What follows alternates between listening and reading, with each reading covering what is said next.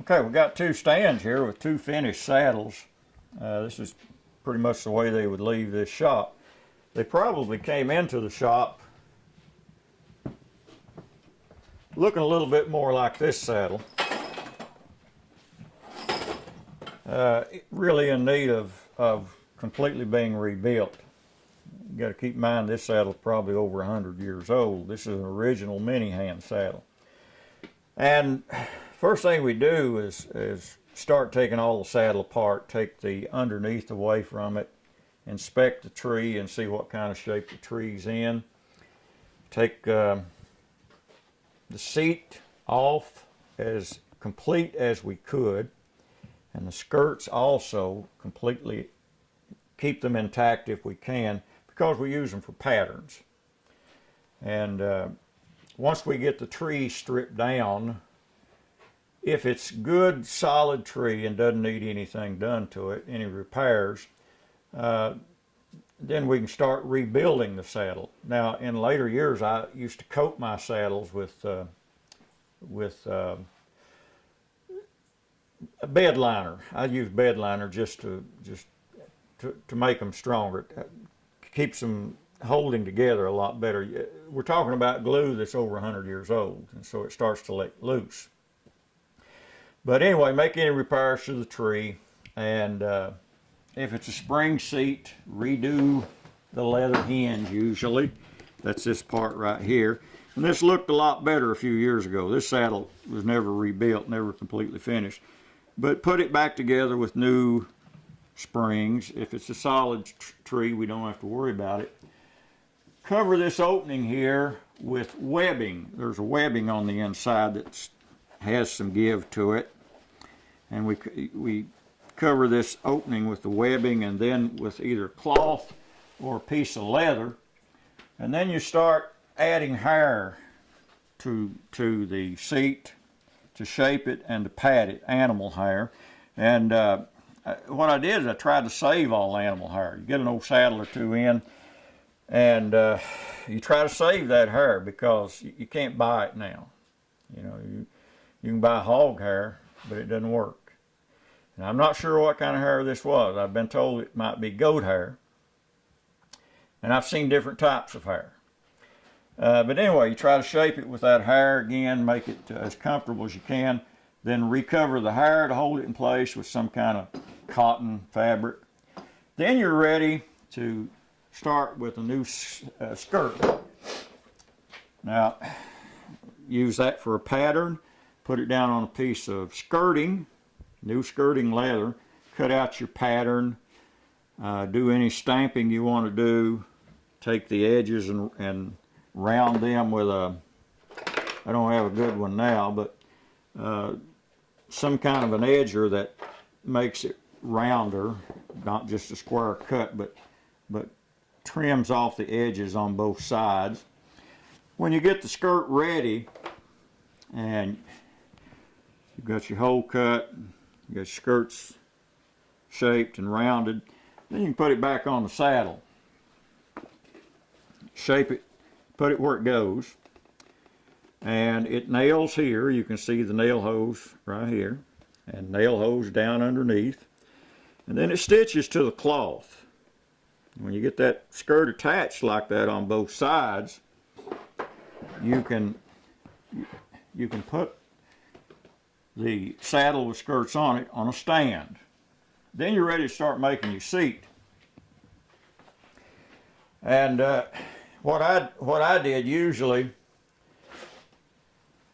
try to save the seat that I took from the saddle and lay it down on a piece of seat leather, and as much as I can, create a pattern. Same size, just a little bit bigger to work with so you're not cheated on your length and so forth. But you try to cut out a seat like this. Then turn it over and cut the other side because it's opposite, you know. So you end up with two halves of a seat. Then I would take the two halves to this machine here. This is a shoe patch machine. And get me a divider. You can see a piece of leather in between here. That's a divider. And what this does is protect your stitches. And put the two seats together. Run them through the stitcher 2 or 3 times because you want it to be really strong, and you're using nylon thread that's really strong. You end up with a complete seat then.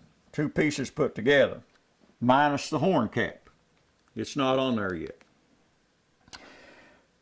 Then I wet it. Take it to some source of water, as clean of water as you can get, and wet the thing completely and start stretching it down over the saddle you're building. A lot of times I even sit in them to help them form to the shape of the saddle. Stretch that thing out, tack it front and back so it doesn't move around.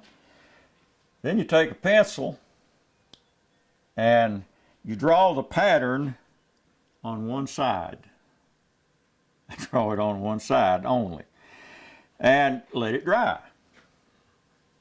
And once it's dry, of course, it'll shrink just a little bit. You bring it back, fit it again to make sure it's going to fit your saddle. And you've got a pattern drawn on here. Well, you take a piece of cloth like's covered this tree over here, cotton cloth of some kind, and you put it underneath the leather. And I'd bring it to this machine again, and I'd start stitching the pattern that I drew on this new leather, and it stitches the cloth to the leather. Okay.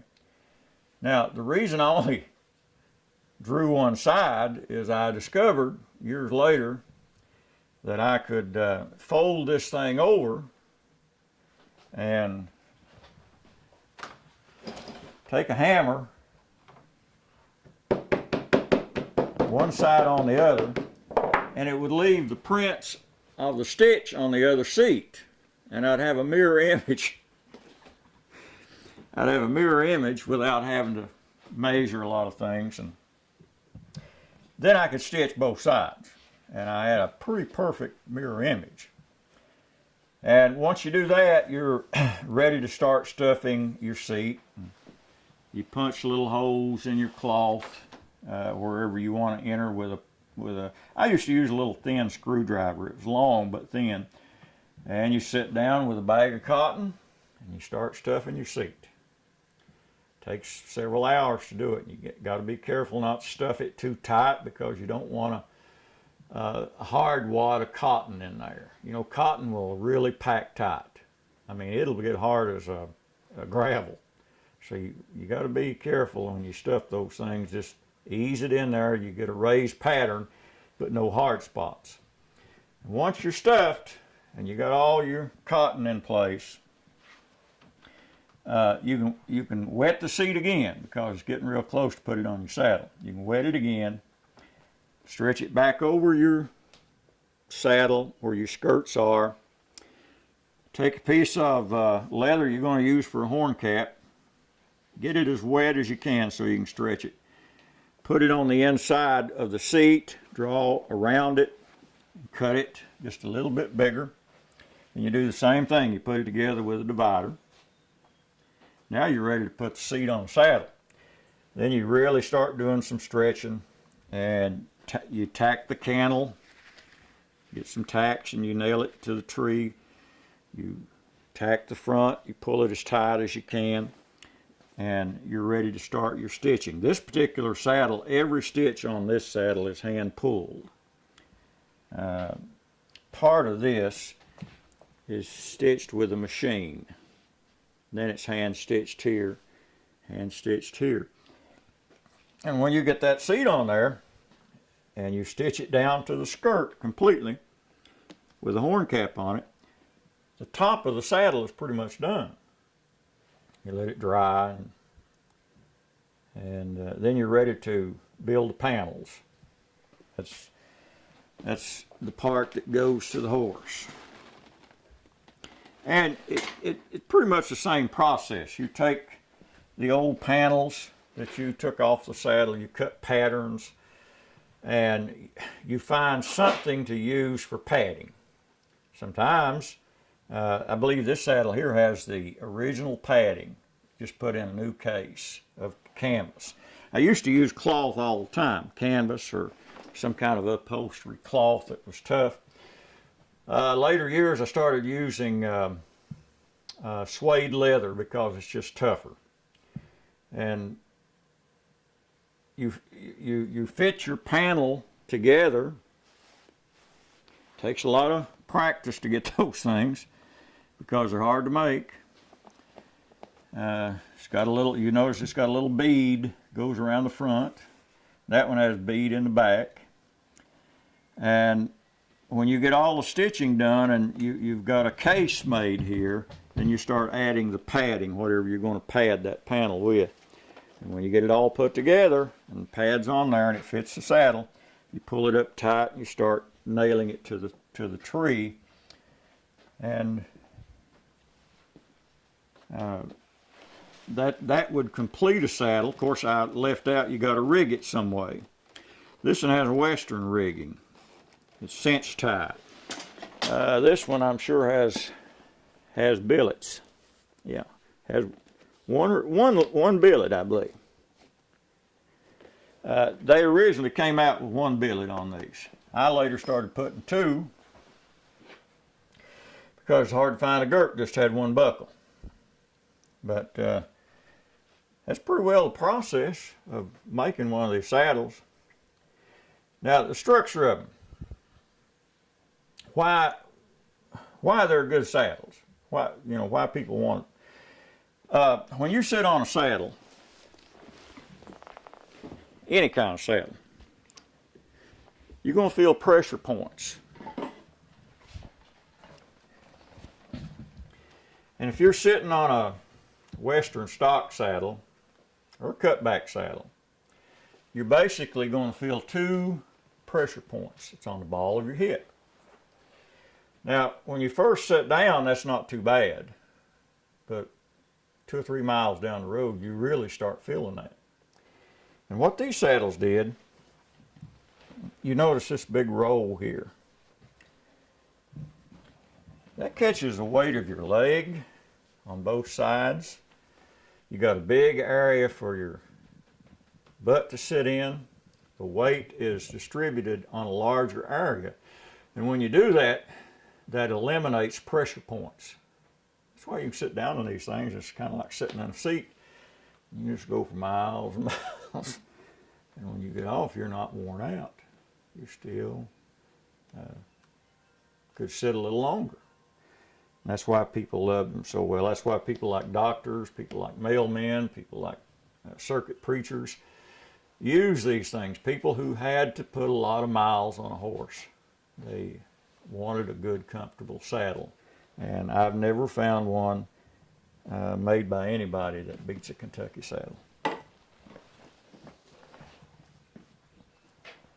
You can see the big deep seat, high peak here, big wide cantle. That's comfort and security.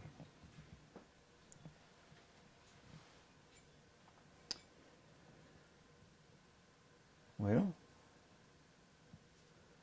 what else? Those tools and stamps. Oh, okay. A lot of my tools are gone. It's been about 10 or 12 years